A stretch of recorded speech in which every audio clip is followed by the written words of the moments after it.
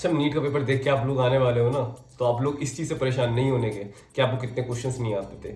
आप इस चीज़ से परेशान होगे कि यार ये क्वेश्चन मुझे आता था और मैं ऐसे नहीं कर पाया। तो उस चीज़ को इम्प्रूव करने के लिए मैंने कुछ पॉइंट्स बताए। There is the time stamp of these points, और इनको आप जाके देखें। I will suggest you should watch full video to get the better understanding. Hi everyone, myself Akshit Tyagi. I am MBBS third year student in LRM Medical College. I secure rank of 3056 in NEET 2022. So our first point will be rough work, which is your hidden enemy. तो इसके अंदर जो common mistakes होती हैं वो ये होती हैं कि हमने जो उतारा है वो गलत उतार लिया, उसके स्टेप्स नहीं कर रहे हैं, जल्दी जल्दी स्टेप्स कर रहे हैं, कुछ स्टेप्स दिमाग में कर ले रहे हैं। तो इसकी वजह से जो न्यूमेरिकल वैल्यू आपकी आएगी वो गलत आ सकती है, क्योंकि छोटा बहुत भी एरर इधर उधर हो जाता है तो गलत हो जाती है। और नीट वाले इतने तेज होते हैं कि वो उस चीज़ का आपको ऑप्शन दे के रखते हैं, जिस टाइम को निकालते भी ऐसा लगता है कि यार सही निकाला होगा, और टिक करके निकल जाते हैं, बट लास्ट में पता चलता है कि आंसर गलत निकला। तो उसको अवॉइड करें, क्योंकि आपके फालतू के -5 हो जाएंगे। तो उसको सही करने के लिए आपको क्या करना है, रफ वर्क जहाँ कर रहे हो क्वेश्चन का, वहाँ एक लिमिटेड स्पेस में करना सीखो और थोड़ा सही से करो। ये नहीं कि जल्दी जल्दी कर दिया कि बाद में कुछ गलती हुई, दिक्कत हुई, आप क्रॉस चेक करना चाह रहे हो वो कर ही नहीं पा रहे हो। और जो आंसर निकालो उसे हमेशा इन सर्कल करो या बॉक्स के अंदर करो। तो ये चीज़ें आप करना, कहीं भी स्क्रिबल नहीं करना आपको। And next point is presumption. इसके अंदर आप लोग क्या करने वाले हो, इसके अंदर बहुत सिंपल चलता है, एज्यूम करने लगते हो चीज़ें।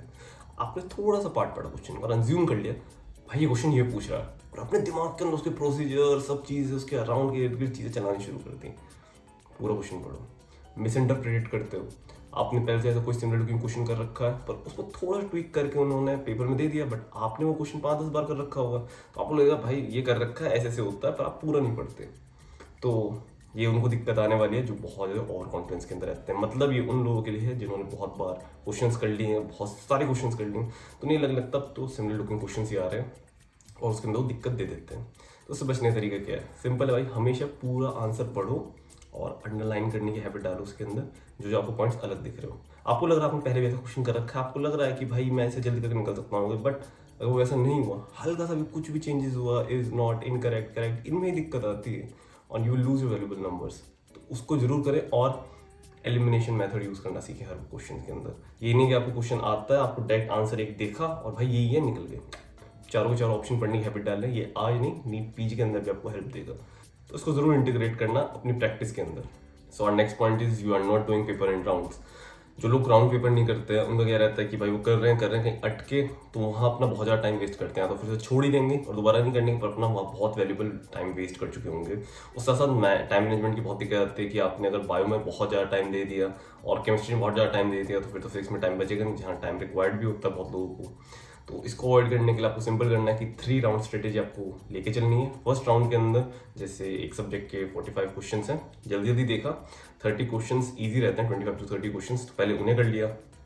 उसके बाद नेक्स्ट राउंड के अंदर हमारे 5 to 10 क्वेश्चन होते हैं जो थोड़े मॉडरेट लेवल के होते हैं, थोड़ा दिमाग लगाना पड़ेगा, थोड़ा टाइम ज़्यादा जाएगा, तो वो कर सकते हैं। और लास्ट के मैं मानता हूँ कि 5 ऐसे क्वेश्चन होते हैं, कुछ लोगों के लिए 3 होंगे जो हार्ड रहते हैं, जिनको आपको टाइम देना पड़ेगा, नई अप्रोच लेनी पड़ेगी, सोचना पड़ेगा, शायद कभी ऐसा क्वेश्चन देखा भी ना हो, तो वो लास्ट के लिए छोड़ना होता है। अगर आपने इसको राउंड में नहीं करके वही हार्ड क्वेश्चन के अंदर अपना टाइम वेस्ट कर दिया, तो ईजी क्वेश्चन का आपका टाइम बचेगा नहीं और आप पैनिक भी करोगे बाद में।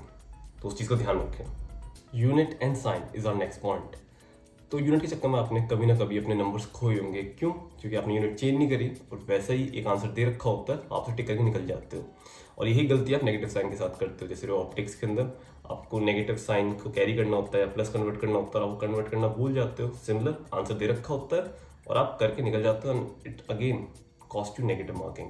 तो उसको बचने का एक सिंपल तरीका आपको रखना है, हमेशा पहले एक फॉर्मूला ऊपर लिखो, उसके unit conversion, sign conversion, whatever you have to do, उसे करके जब आगे प्रोसीड करो। और जहाँ भी नेगेटिव साइन आपको कैरी आउट करना है वहाँ एक्स्ट्रा कॉशियस रहो कि आप नेगेटिव बार बार कैरी करके चल रहे हो, नहीं चल रहे, या कन्वर्जन कर रहे हो नेगेटिव का प्लस में, प्लस का नेगेटिव में। इसको आपको दिमाग में चला के रखना पड़ेगा।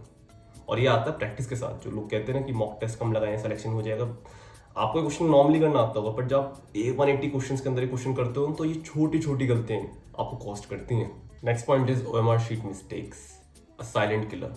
तो जिन्होंने अभी तक अपने मॉक OMR में लगाने स्टार्ट नहीं करे वो स्टार्ट कर दें, और जो लगा रहे हैं उनकी जो कॉमन दिक्कतें आती होंगी वो यही आती होंगी कि आपने क्वेश्चन स्किप करा बट मार्किंग गलत कर दी बबलिंग करते हुए, एंड बहुत रश के अंदर वहीं पे 2 मल्टीपल मार्किंग्स कर दी हैं, तो उससे बचने का आपको तरीका क्या रखना है, डबल चेकिंग। अब डबल चेक कैसे करोगे, मैं क्या करता था, जब पूरा एक पोर्शन हो जाता, जैसे मैंने बॉटनी कर ली, तो मैं उसमें छोटे छोटे डॉट राइट हैंड साइड पर गोले के लगाता था। क्यों, क्योंकि अगर गलत भी होगी ना वो डॉट्स तो स्कैन नहीं होते थे। तो हमेशा मैं छोटे छोटे डॉट्स लगा के पहले पूरे अपने 45 भरता था, और जहाँ पे मैंने स्किप करा उसके ऊपर वाला और उसके नीचे वाला उनको जब भी बबल आउट कर लेता था।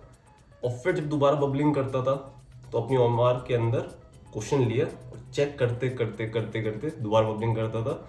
इससे डबल चेकिंग हो जाती थी। हाँ, 3-4 मिनट एक्स्ट्रा जाते थे आपके, बट आप इंश्योर रहते थे कि ओएमआर के चक्कर में आपकी गलती नहीं होगी।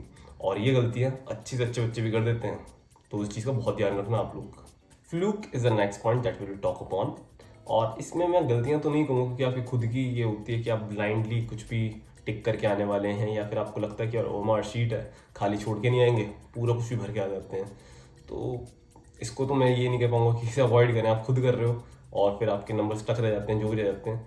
तो इसके अंदर आप ये कर सकते हो कि आप ना इंस्टिंक्ट्स पे अपने ट्रस्ट कर सकते हो कि आपको लग रहा है 70% ये आंसर हो सकता है, आपने कहीं पढ़ा है, आपको ऐसा लगता है, आपके जो भी बैक ऑफ द माइंड चल रहा है। उससे फ़ायदा क्या होगा, अगर वो क्वेश्चन गलत होता है तो आपने जो अपना कॉन्सेप्ट बना रखा था उस क्वेश्चन के रिगार्डिंग वो चेंज होगा। वरना तो वो आप छोड़ के जाओगे या कुछ भी ऐसे टिक करके चले जाओगे तो आपके माइंड में तो वैसे ही रहेगा, क्योंकि इस दिन आप नीट के अंदर कोई गलती कर दोगे कि आपका कॉन्सेप्ट क्लियर आउट नहीं हुआ। और सबसे बड़ा तो तरीका इसमें ये रहता है कि आप एलिमिनेशन यूज़ कर सकते हो, और तो इसके अंदर कुछ ज़्यादा बोलने को है नहीं। Next point is panic and stress. अपना पेपर ख़राब करने का सबसे बढ़िया तरीका है कि आप पैनिक और स्ट्रेस करना शुरू कर दो। क्यों, क्योंकि आप अपना 100% देने नहीं वाले।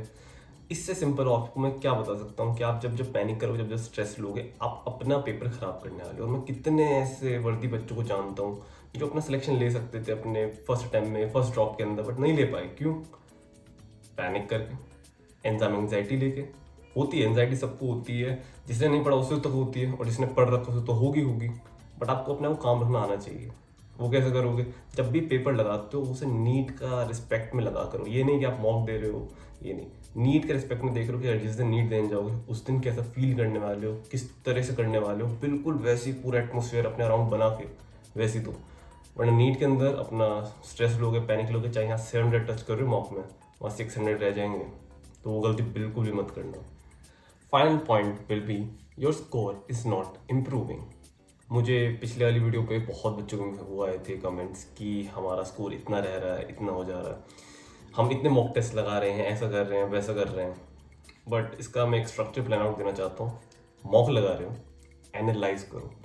एनालाइज के बाद जो एनालाइज करा उसको इम्प्रूव भी तो करना है। वहाँ क्वेश्चंस पढ़ने होंगे, उसके जाके थ्योरी पढ़नी होगी, कंसेप्ट्स पढ़ने होंगे, वो भी तो करो। कुछ बच्चे कह रहे हैं कि हम रोज़ इतने मॉक देने वाले हैं, ये करने वाले हैं, वैसे करने वाले हैं। भाई मॉक और रिवीजन दोनों हैंड हैंड चलेंगे। आपने मॉक दिया, एनालाइज करा, उसके बाद उसे करो तो सही। पढ़ोगे तो उसके बारे में, ये थोड़ी कि आप मॉक लगाते लगाते लगाते चले जाओ, पढ़ोगे नहीं, रिवाइज नहीं करोगे। रिवाइज भी करना जरूरी है, और फिर जो रिवाइज करा है उसको अप्लाई करना जरूरी है, वो मॉक में करोगे। फिर मॉक में जो गलतियाँ हुई हैं उसको रिवाइज करो। तो ऐसे एक साइकिल चलने वाली है, तो उसका आपको करना है। और सबसे बड़ी दिक्कत, बच्चे अपने स्ट्रॉन्ग एरिया पे पढ़ते रहते हैं। अरे अभी टाइम है, अपने वीक एरिया को इम्प्रूव करो, उसे पॉलिश करो। जो पोर्शन वीक चल रहा है, जिसमें नंबर नहीं आ रहे, उसे तो इम्प्रूव करके नंबर बढ़ाओगे। तो प्लीज़ इसको आप ध्यान रखें। Drop your doubts in the comment section and show your support by giving a like on this video, and in the last, let's unlock the potential and the uniqueness within us.